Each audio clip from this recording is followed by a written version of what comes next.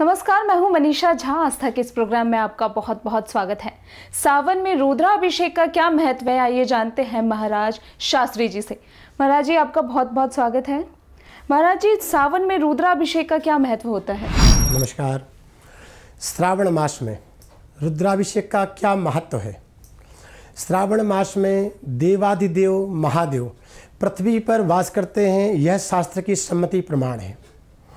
तो रुद्राभिषेक का महत्व क्या है? रुद्राभिषेक प्रारंभ कहाँ से होगा? देवों ने और असुरों ने समुद्र मंथन किया, तो समुद्र मंथन के कालीन बहुत सारी चीज़ें, नवरत्न निकले और अमृत निकला। उसी के बीच में एक हलाहल जहर निकला। उस जहर में इतना कुप्रभाव था, इतना तेज था कि जिसकी एक बूंद मात्र से समस्त चराचर के प्राणी, जीव, जंतु सभी का विनाश हो सकता था। उसकी भाप जो निकल रही थी उससे लोगों के आकार नीले पड़ रहे थे।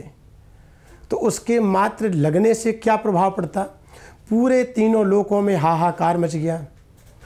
सभी लोग भागे देवादिदेव महादेव के पास। तो महादेव ने उस पात्र को वैसे ही लेकर के और ग्रहण कर लिया। जब वह ग्रहण कर लिया, तो जब हम कोई जहर ग्रहण करते हैं तो अभी भी आपने देखा होगा कि शरीर नीला पड़ जाता है। तो जैसे ही वह ग्रहण किया तो देवादिदेव महादेव का कंठ नीला पड़ गया। तो शास्त्र में हमारे महादेव का एक नाम है नीलकंठेश्वर महादेव। वहाँ से यह नाम प्रचलित हुआ कि नीलकंठेश्वर महादेव। और इस ग्रहण को करते ही अचेतन अवस्था में, बेहोश परिस्थिति में हमारे महादेव चले गए। वहाँ पे सभी देवों ने अपने अपने तरीके से आराधनाएं की, पूजा की। तो वहाँ पे ब्रह्मा जी ने यजुर्वेद के 18वें और 19वें अध्याय से कुछ मंत्रों से लेकर के रुद्राभिषेक किया। वह रुद्राभिषेक का महत्व है जो आज आप जानना चाहते हैं। तो शिव जी का रुद्राभिषेक जब निरंतर चला और चंद्रमा ने बराबर शीतलता दी, जिससे भगवान को इस कष्ट से मुक्ति प्राप्त हुई। तो व्यक्तितः इस बात को आप बहुत अच्छे से समझ रहे हैं कि रुद्राभिषेक से शारीरिक बाधाओं में मुक्ति प्रदान होती है। देवादिदेव महादेव जैसे जगत के पालनहार की अगर रक्षा हो सकती है जिन मंत्रों से, तो आम जन मनुष्य की रक्षा कैसे नहीं हो सकती? हो सकती है। तो जब हमारे देवादिदेव महादेव अपनी अवस्था में आए, उन्होंने देखा तो उन्होंने सभी को आशीर्वाद प्रदान किया।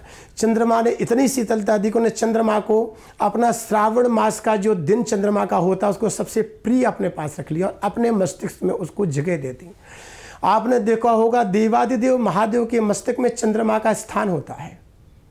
और साथ में गंगा जी ने पूरी निर्मल धारा अपनी अर्पण कर दी। तो देवादिदेव ने प्रसन्न होकर के उनको वरदान दिया कि एक समय ऐसा आएगा जब आप स्वर्गलोक से मृत्युलोक में आएंगी तो मैं आपको अपने सिर पे धारण करूंगा। उस समय देवादिदेव महादेव ने गंगा को अपने शिखर पे धारण किया। तो गंगा जी देवादिदेव महादेव के शिखर पे विराजमान होती हैं, मस्तिष्क पे चंद्रमा होता है।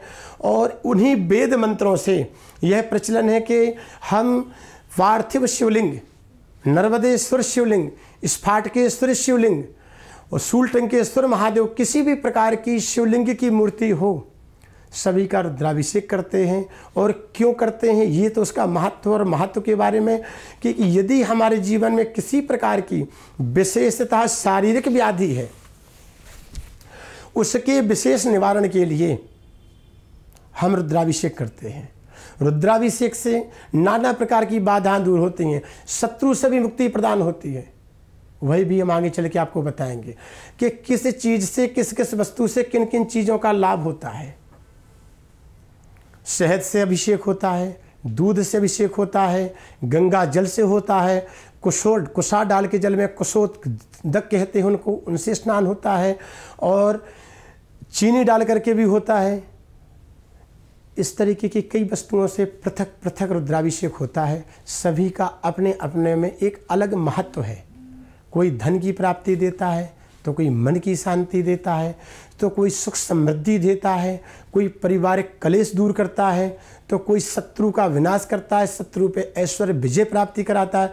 इस तरीके की हर किसी का अलग अलग एक उपचार है, जिससे जीवन में अदम्य साहस बढ़ता है और मनोवांछित फल की प्राप्ति होती है। श्रावण मास में सभी शिष्टमंडल से आग्रह है कि श्रावण सोमवार होता है, शिवरात्रि होती है, नाग पंचमी होती है, किसी भी पर्व में रुद्राभिषेक अवश्य कराएं और जो सक्षम लोग हैं वो प्रतिदिन कराएं।